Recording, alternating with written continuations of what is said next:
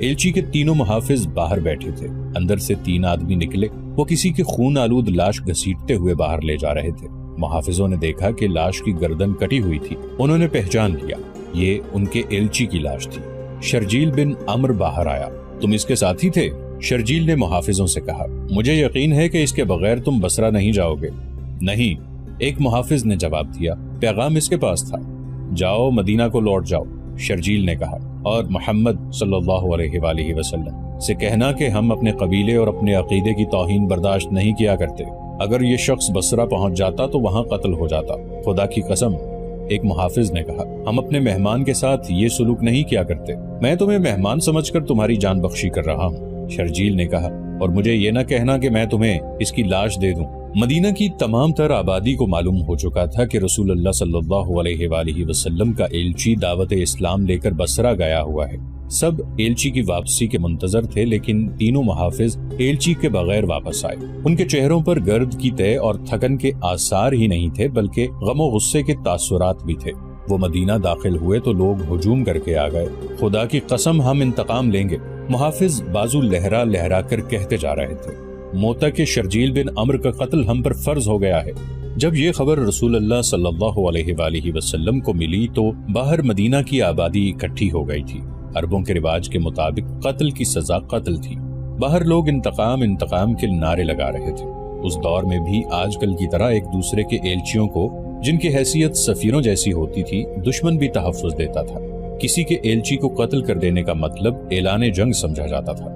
اہل مدینہ، رسول کریم صلی اللہ علیہ وآلہ وسلم نے باہر آ کر مدینہ والوں کے بکھرے ہوئے ہجوم سے فرمایا، میں نے انہیں لڑائی کے لیے نہیں للکارا تھا، میں نے انہیں سچا دین قبول کرنے کو کہا تھا۔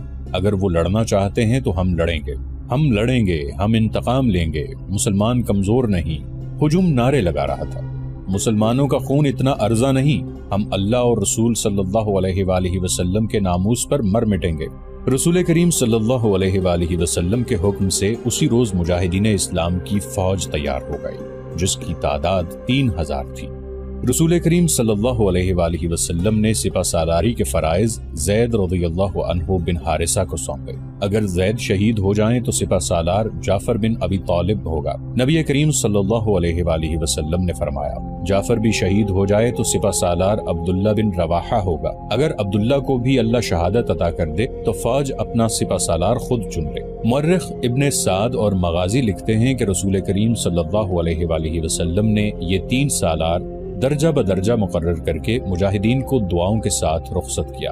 آپ صلی اللہ علیہ وآلہ وسلم نے سپہ سالار زید رضی اللہ عنہ بن حارثہ سے فرمایا کہ موتا پہنچ کر سب سے پہلے شرجیل بن عمر کو، جو ہمارے ایلچی کا قاتل ہے، قتل کیا جائے۔ پھر موتا اور اس کے ارد گرد کے لوگوں کو کہا جائے کہ وہ اسلام قبول کر لیں۔ انہیں بتایا جائے کہ اسلام کیا ہے۔ اگر وہ قبول کر لیں تو ان پر ہاتھ نہ اٹھایا جائے۔ مجاہدین کی اس فوج میں خالد رضی اللہ عنہ بن ولید محض سپاہی تھے، کسی دستے یا جیش کے کماندار بھی نہیں تھے۔ روم کے شہنشاہ ہرقل کی فوج آج کے اردن میں کسی جگہ خیمہ زن تھی۔ یہ قبیلہ غسان کا علاقہ تھا۔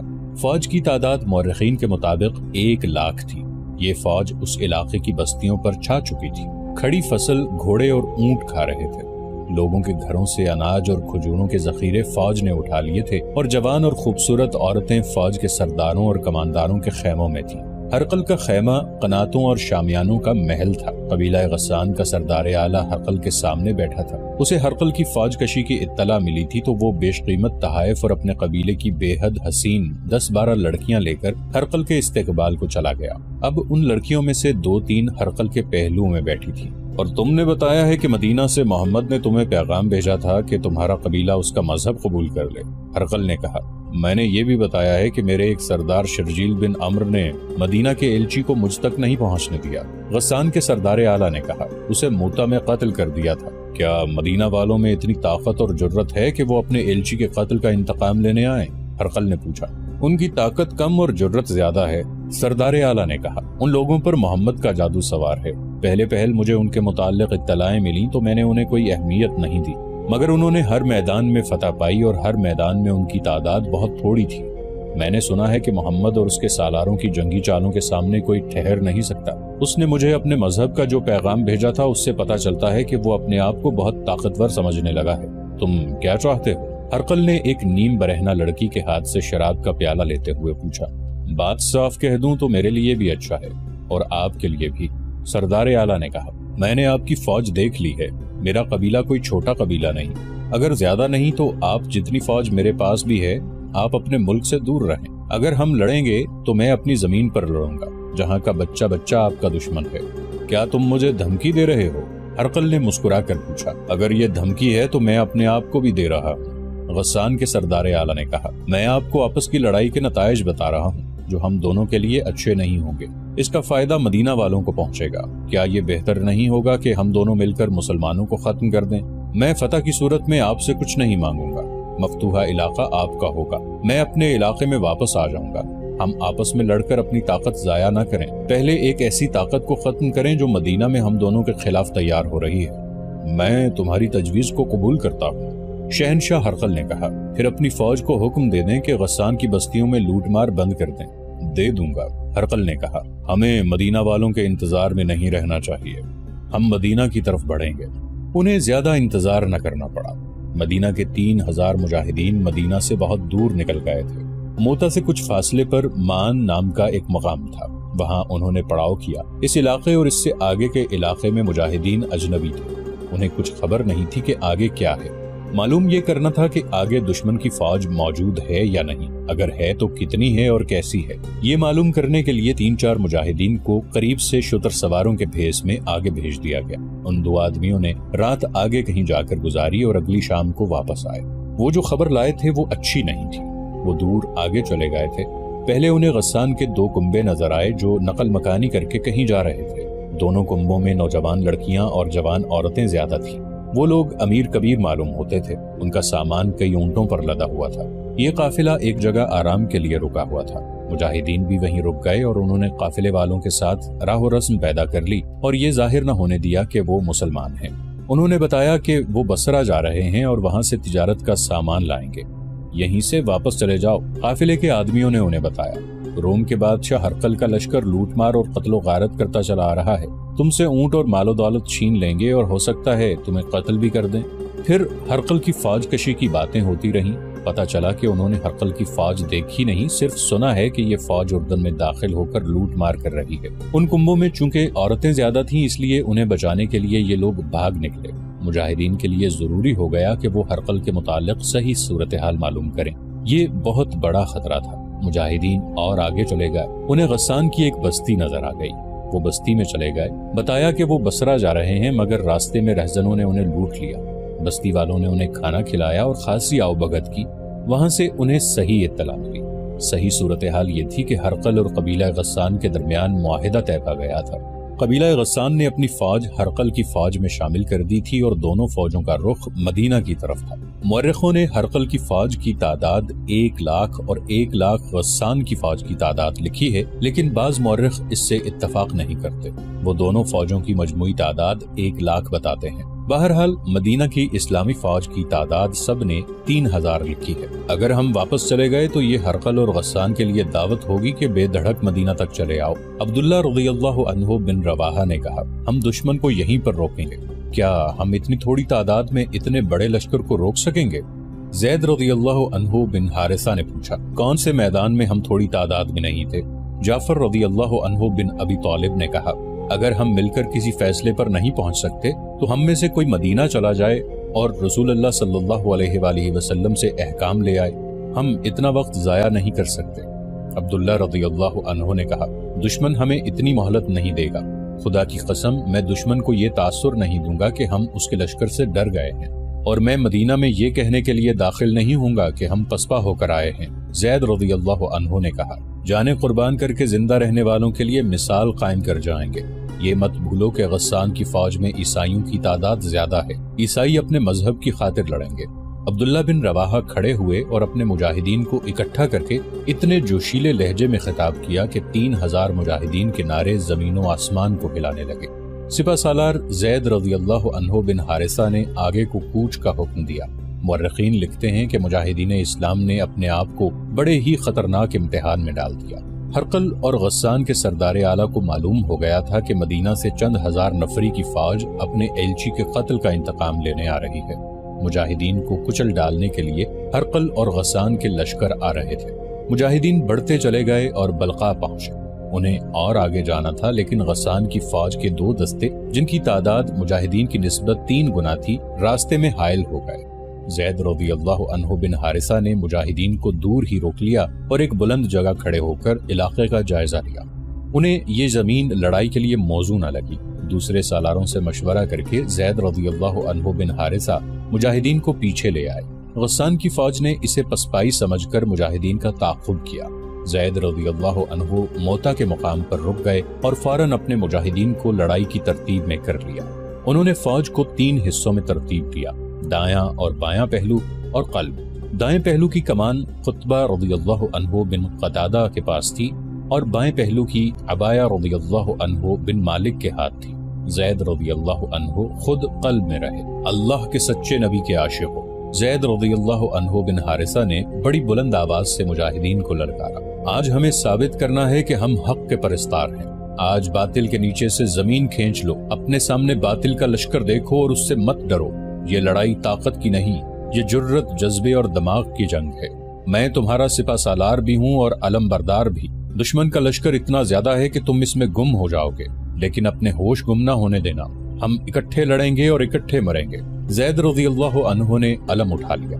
دشمن کی طرف سے تیروں کی پہلی بوچھاڑ آئی۔ زید رضی اللہ عنہ کے حکم سے مجاہدین کے دائیں اور بائیں پہلو پھیل گئے اور آگے بڑھے۔ یہ آمنے سامنے کا تصادم تھا۔ مجاہدین دائیں اور بائیں پھیلتے اور آگے بڑھتے چلے گئے اور زید رضی اللہ عنہ نے قلب کو آگے بڑھا دیا۔ وہ خود آگے تھے۔ یہ مرکہ ایسا تھا کہ مجاہدین کا حوصلہ اور جذبہ برقرار رکھنے کے لیے سپہ سالار کا آگے ہونا ضروری تھا۔ چونکہ علم بھی سپہ سالار زید رضی اللہ عنہ بن حارثہ کے پاس تھا، اس لیے دشمن انہی پر تیر برساتا اور حلے بول رہا تھا۔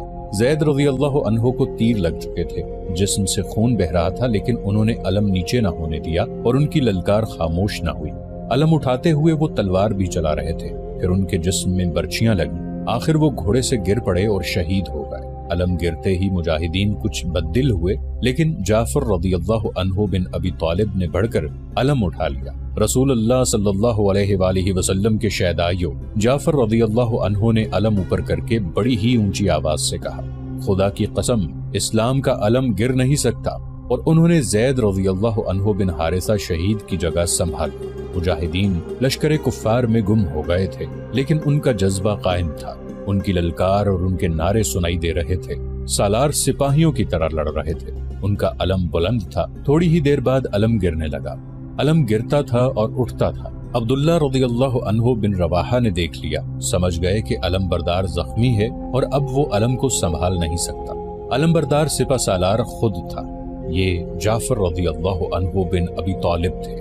عبداللہ رضی اللہ عنہ بن رواحہ ان کی طرف دوڑے۔ ان تک پہنچنا ممکن نظر نہیں آتا تھا۔ عبداللہ رضی اللہ عنہ جعفر رضی اللہ عنہ تک پہنچے ہی تھے کہ جعفر رضی اللہ عنہ گر پڑے۔ ان کا جسم خون میں نہا گیا تھا۔ جسم پر شاید ہی کوئی ایسی جگہ تھی جہاں تلوار یا برچھی کا کوئی زخم نہ تھا۔ جعفر رضی اللہ عنہ گرتے ہی شہید ہو گئے۔ عبداللہ رضی اللہ عنہ نے پرچم اٹھا کر بلند کیا اور نعرہ لگا کر مجاہدین کو بتایا کہ انہوں نے علم اور سپہ سالاری سنبھال لی ہے۔ یہ دشمن کی فوج کا ایک حصہ تھا جس کی تعداد 10 سے 15 ہزار تک تھی۔ یہ تمام تر نفری غسانی عیسائیوں کی تھی جو اس مارکے کو مذہبی جنگ سمجھ کر لڑ رہے تھے۔ اتنی زیادہ تعداد کے خلاف 3000 مجاہدین کیا کر سکتے تھے، لیکن ان کی قیادت اتنی دانشمند اور عسکری لحاظ سے اتنی قابل تھی کہ اس کے تحت مجاہدین جنگی طریقے اور سلیقے سے لڑ رہے تھے۔ ان کا انداز لٹھ بازوں والا نہیں تھا، مگر دشمن کی تعداد اتنی زیادہ تھی کہ مجاہدین بکھرنے لگے، یہاں تک کہ بعض اس انتشار اور دشمن کے دباؤ اور زور سے گھبرا کر مارکے سے نکل گئے، لیکن وہ بھاگ کر کہیں گئے نہیں، قریب ہی کہیں موجود رہے۔ باقی مجاہدین انتشار کا شکار ہونے سے یوں بچے کہ وہ 4-4 5-5 اکٹھے ہو کر لڑتے رہے۔ جنگی مبصرین نے لکھا ہے کہ غسانی مسلمانوں کی اس افراتفری کی کیفیت سے کچھ بھی فائدہ نہ اٹھا سکے، جس کی وجہ یہ ہے کہ مسلمان اتنی بے جگری سے اور ایسی مہارت سے لڑ رہے تھے کہ غسانیوں پر ان کا رعب طاری ہو گیا۔ وہ سمجھتے تھے کہ مسلمانوں کا بکھر جانا بھی ان کی کوئی چال ہے۔ مورخ لکھتے ہیں کہ مسلمانوں کے سالاروں اور کمانداروں نے اس صورتحال کو یوں سنبھالا کہ اپنے آدمیوں کو مارکے سے نکالنے لگے تاکہ انہیں منظم کیا جا سکے۔ اس دوران علم ایک بار پھر گر پڑا۔ تیسرے سپہ سالار عبداللہ رضی اللہ عنہ بن رواحہ بھی شہید ہو گئے۔ اب کے مجاہدین میں بددلی نظر آنے لگی۔ رسول کریم صلی اللہ علیہ وآلہ وسلم نے یہی 3 سالار مقرر کیے تھے۔ اب مجاہدین کو سپہ سالار خود مقرر کرنا تھا۔ علم گرا ہوا تھا جو شکست کی نشانی تھی۔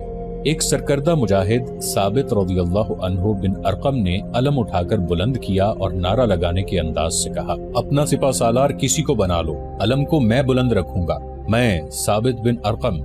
مورخ ابن سعد نے لکھا ہے کہ ثابت رضی اللہ عنہ اپنے آپ کو سپہ سالاری کے قابل نہیں سمجھتے تھے اور وہ مجاہدین کی رائے کے بغیر سپہ سالار بننا بھی نہیں چاہتے تھے، کیونکہ نبی کریم صلی اللہ علیہ وآلہ وسلم کا حکم تھا کہ 3 سالار اگر شہید ہو جائیں تو 4تھے سالار کا انتخاب مجاہدین خود کریں۔ ثابت رضی اللہ عنہ کی نظر خالد رضی اللہ عنہ بن ولید پر پڑی جو قریب ہی تھے، مگر خالد رضی اللہ عنہ بن ولید کو مسلمان ہوئے ابھی 3 ہی مہینے ہوئے تھے، اس لیے انہیں اسلامی معاشرے میں ابھی کوئی حیثیت حاصل نہیں ہوئی تھی۔ ثابت رضی اللہ عنہ بن ارقم خالد رضی اللہ عنہ کے عسکری جوہر اور جذبے سے واقف تھے۔ انہوں نے علم خالد رضی اللہ عنہ کی طرف بڑھایا، بے شک اس رتبے کے قابل تم ہو خالد، خالد خالد خالد۔ ہر طرف سے آوازیں بلند ہونے لگی، خالد ہمارا سپہ سالار ہے۔ خالد رضی اللہ عنہ نے لپک کر علم ثابت رضی اللہ عنہ سے لے لیا۔ غسانی لڑ تو رہے تھے لیکن ذرا پیچھے ہٹ گئے تھے۔ خالد رضی اللہ عنہ کو پہلی بار آزادی سے قیادت کے جوہر دکھانے کا موقع ملا۔ انہوں نے چند ایک مجاہدین کو اپنے ساتھ رکھ لیا اور ان سے قاصدوں کا کام لینے لگے، خود بھی بھاگ دوڑ کرنے لگے اور لڑتے بھی رہے۔ اس طرح انہوں نے مجاہدین کو جو لڑنے کے قابل رہ گئے تھے یکجا کر کے منظم کر لیا اور انہیں پیچھے ہٹا لیا۔ غسانی بھی پیچھے ہٹ گئے تھے اور دونوں طرف سے تیروں کی بوچھاڑیں برسنے لگی، فضا میں ہر طرف تیر اڑ رہے تھے۔ خالد رضی اللہ عنہ نے صورتحال کا جائزہ لیا، اپنی نفری اور اس کی کیفیت دیکھی تو ان کے سامنے یہی صورت رہ گئی تھی کہ معرکہ ختم کر دیں۔ دشمن کو کمک بھی مل رہی تھی لیکن خالد رضی اللہ عنہ پسپا نہیں ہونا چاہتے تھے۔ پسپائی بجا تھی لیکن خطرہ یہ تھا کہ دشمن تعاقب میں آئے گا جس کا نتیجہ مجاہدین کی تباہی کے سوا کچھ نہ ہوگا۔ خالد رضی اللہ عنہ نے سوچ سوچ کر ایک دلیرانہ فیصلہ کیا۔ وہ مجاہدین کے آگے ہو گئے اور غسانیوں پر حلہ بول دیا۔ مجاہدین نے جب اپنے سپہ سالار اور اپنے علم کو آگے دیکھا تو ان کے حوصلے تر و تازہ ہو گئے۔ یہ حلہ اتنا دلیرانہ اور اتنا تیز تھا کہ کثیر تعداد غسانی عیسائیوں کے قدم اکھڑ گئے۔ مجاہدین کے حلے اور ان کی ضربوں میں قہر تھا۔ مورخ لکھتے ہیں اور حدیث بھی ہے کہ اس وقت تک خالد رضی اللہ عنہ کے ہاتھ میں 9 تلواریں ٹوٹ چکی تھیں۔ خالد رضی اللہ عنہ دراصل غسانیوں کو بکھیر کر مجاہدین کو پیچھے ہٹانا چاہتے تھے، اس میں وہ کامیاب رہے۔ انہوں نے اپنے اور مجاہدین کے جذبے اور اسلام کے عشق کے بلبوتے پر یہ دلیرانہ حملہ کیا تھا۔ حملے اور حلے کی شدت نے تو پورا کام کیا لیکن غسانی مجاہدین کی غیر معمولی دلیری سے مرعوب ہو گئے اور پیچھے ہٹ گئے۔ ان میں انتشار پیدا ہو گیا تھا۔ اس کے ساتھ ہی مجاہدین کے دائیں پہلو کے ساتھ سالار قطبہ رضی اللہ عنہ بن قتادہ نے غسانیوں کے قلب میں گھس کر ان کے سپہ سالار مالک کو قتل کر دیا۔ اس سے غسانیوں کے حوصلے جواب دے گئے اور وہ تعداد کی افراد کے باوجود بہت پیچھے چلے گئے اور منظم نہ رہ سکے۔ خالد رضی اللہ عنہ نے اسی لیے یہ دلیرانہ حملہ کیا تھا کہ مجاہدین کو تباہی سے بچایا جا سکے۔ وہ انہوں نے کر لیا اور مجاہدین کو واپسی کا حکم دے دیا۔ اس طرح یہ جنگ ہار جیت کے بغیر ہی ختم ہو گئی۔ جب مجاہدین خالد رضی اللہ عنہ بن ولید کی قیادت میں مدینہ میں داخل ہوئے تو مدینہ میں پہلے ہی خبر پہنچ چکی تھی کہ مجاہدین پسپا ہو کر آ رہے ہیں۔ مدینہ کے لوگوں نے مجاہدین کو تانے دینے شروع کر دیے کہ وہ بھاگ کر آئے ہیں۔ خالد رضی اللہ عنہ نے رسول اکرم صلی اللہ علیہ وآلہ وسلم کے حضور معرکے کی تمام تر رویداد پیش کی۔ لوگوں کے تانے بلند ہوتے جا رہے تھے، خاموش ہو جاؤ۔ رسول کریم صلی اللہ علیہ وآلہ وسلم نے بلند آواز سے فرمایا، یہ میدان جنگ کے بگھوڑے نہیں، یہ لڑ کر آئے ہیں اور آئندہ بھی لڑیں گے۔ خالد اللہ کی تلوار ہے۔ ابن حشام واقدی اور مغازی لکھتے ہیں کہ رسول کریم صلی اللہ علیہ وآلہ وسلم کے یہ الفاظ خالد رضی اللہ عنہ بن ولید کا خطاب بن گئے۔ سیف اللہ، اللہ کی شمشیر۔ اس کے بعد یہ شمشیر اللہ کی راہ میں ہمیشہ بے نیام رہی۔ قبیلہ قریش کا سردار اعلیٰ ابو سفیان جو کسی وقت للکار کر بات کیا کرتا تھا اور مسلمانوں کے گروہ کو محمد کا گروہ کہہ کر انہیں پلے ہی نہیں باندھتا تھا، اب بجھ کے رہ گیا تھا۔ خالد رضی اللہ عنہ بن ولید کے قبول اسلام کے بعد تو ابو سفیان صرف سردار رہ گیا تھا۔ یوں لگتا تھا جیسے جنگ و جدل کے ساتھ اس کا کبھی کوئی تعلق رہا ہی نہیں تھا۔ عثمان رضی اللہ عنہ بن طلحہ اور عمرو رضی اللہ عنہ بن عاص جیسے ماہر جنگجو بھی اس کا ساتھ چھوڑ گئے تھے۔